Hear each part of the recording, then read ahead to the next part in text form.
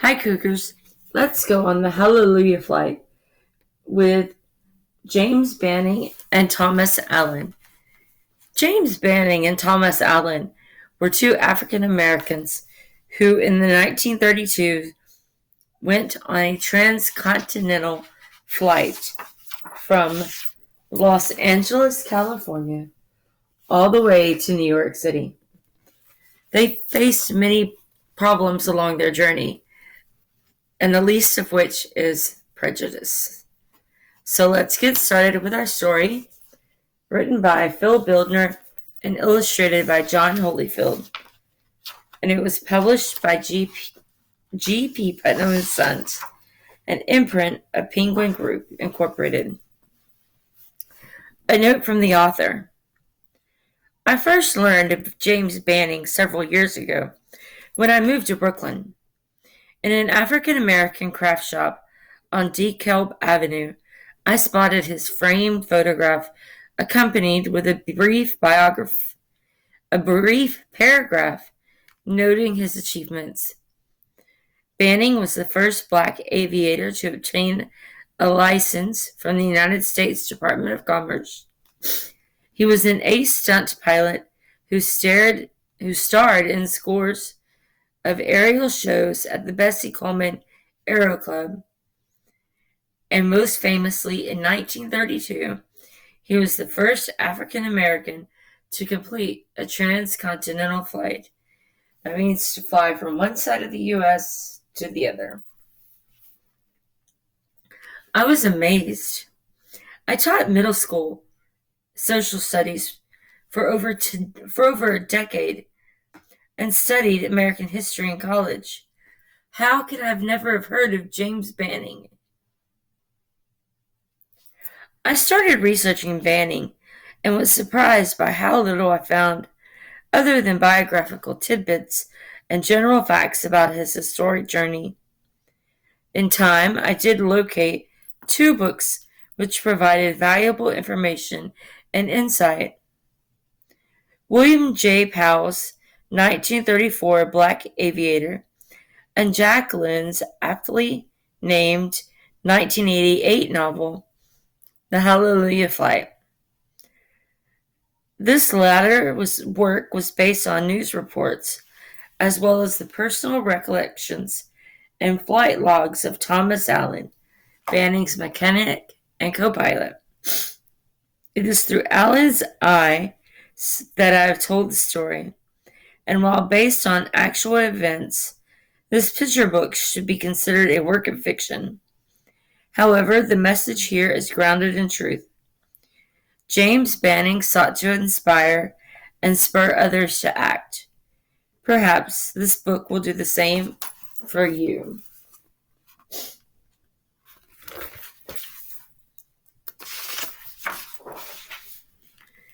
The day I met James Banning, he said, "Mr. Allen, my dream is to fly a plane from sea to shining sea. And this here OXX-6 Eagle Rock is our plane. But first, I'll need you to overhaul the engine." I just about coughed up my coffee. Replace the entire engine? How will we pay for that? Times were hard, and most folks didn't have a nickel to spare. Got an idea, Banning replied. Whenever people give us food and fuel and supplies along the way, they can write their names on the tip of the wings. They'll fly into the history books right along with us. Well, that just might work, I said.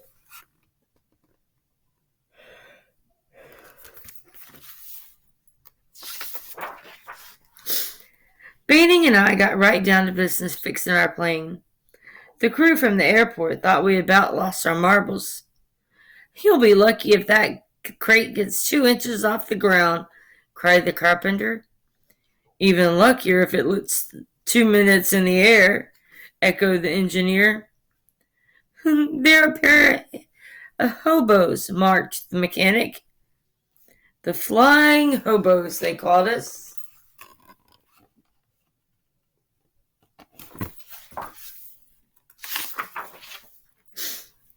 Nevertheless, on the afternoon of September 19th, 1932, we flying hobos climbed into the cramped cockpits of the OXX-6 Eagle Rock and took off from Dicer Airport on the outer skirts of Los Angeles. "Here we go," Banning cried.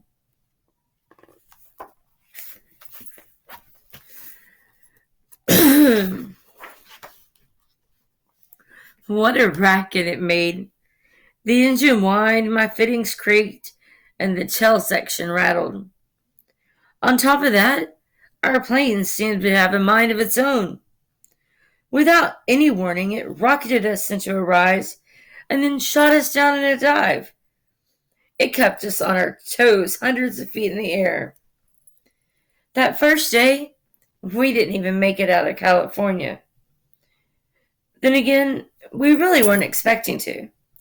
We just wanted to be sure our plane could fly.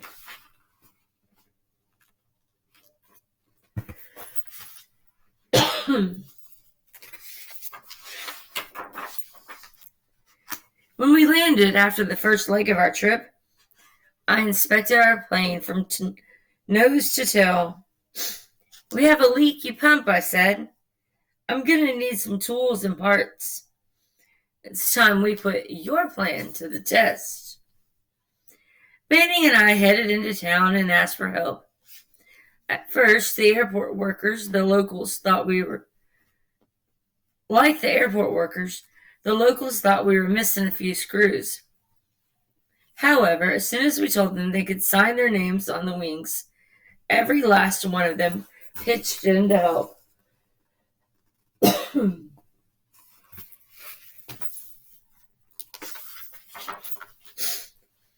Bright and early the next morning, we headed on our way. Flying over the desert of Southern California, the cozy cockpits heated up like ovens.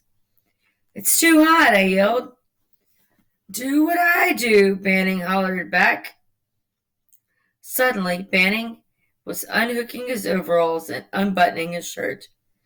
In a matter of moments, the two of us were flying in nothing but our underwear. Can you imagine how hot it is with no air conditioner up in the sky? The next leg of our journey took us flying hobos over the state of Arizona. We soared high above the Grand Canyon, the painted desert, and the petrified forest. As nightfall neared, Banning spotted a familiar airfield in the distance. In the dark, Banning made his approach. He banked us around a group of mountains, and after almost sidestepping a silo, he slammed the plane down on the runway. The moment my feet touched the earth, I cried, "Hallelujah!" "Hallelujah right back at you," Banning replied.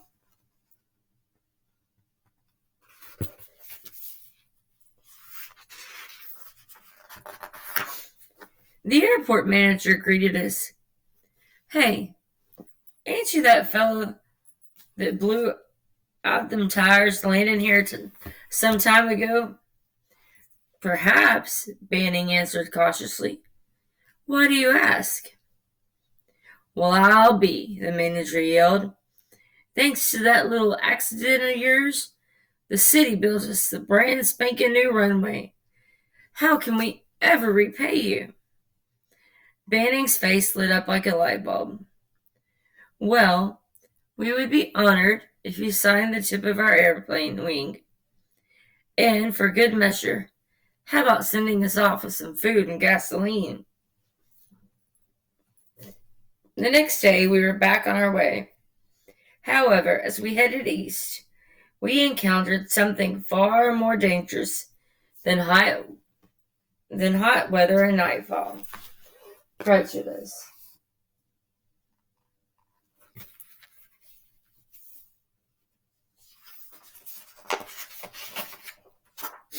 At one stop, all we wanted to use was a washroom.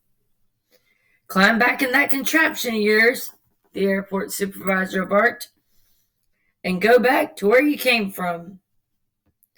At another stop, We wandered into town to find some food. "We don't serve your kind around here," the waiter growled. "You ain't good enough for our eats." We turned tail and flew off for our lives.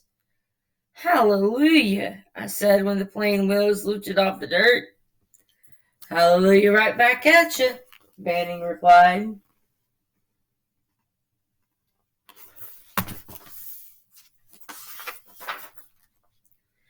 Our fortunes turned in Oklahoma. We were able to rely on the kindness of family and friends. "Y'all look like you need some clean clothes and a warm bath," Mama Allen said when we stopped at Oklahoma City. "I smelled y'all before y'all crossed the state line." "Here are some fresh vegetables," said my high school sweetheart. "You boys need to stay healthy up there."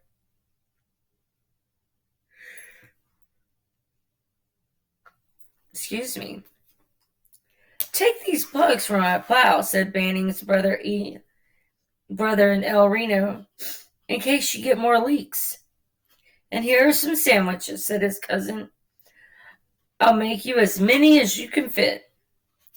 Of course, they all signed their names to the wings of our flying jalopy.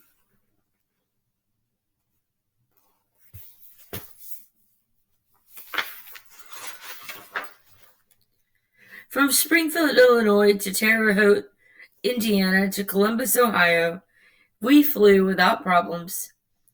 But heading into Pittsburgh, we ran into a ferocious storm, the worst one of the entire journey. "We're going down," Banning cried as he pulled the throttle to avoid a cluster of trees. "But where's the airfield?" I shouted. "Airfield? I'm landing for that wheat field." On the landing, both wings buckled and part of the nose fell off.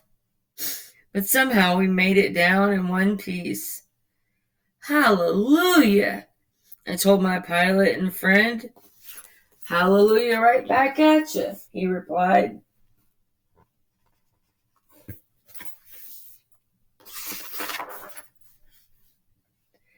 "Rise and shine," Banning said the next morning with the first sight of light.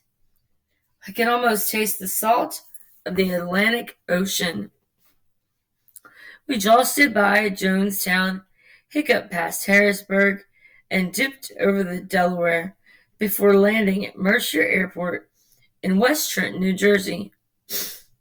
After 3,300 miles and 21 days, we had just one small hop to go.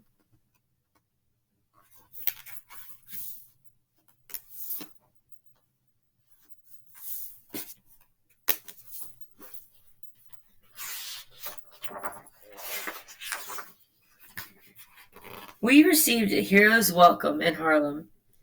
A banquet dinner was held in our honor, and hundreds lined the streets just to shake our hands. "You call yourself the Flying Hobos?"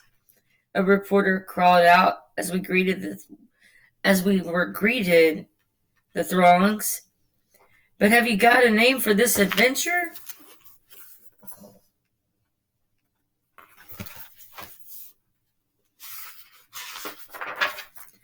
We grabbed hands and raised our arms to the heavens. The Hallelujah Flight.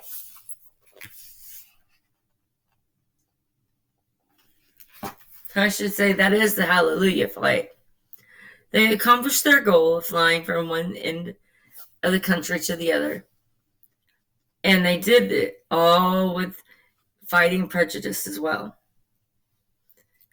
They had no high-tech fancy maps in the cockpits of the airplane like they do now. They did it all by their way of knowing, reading the equipment they had, and a little luck from above. See you soon, Cougars.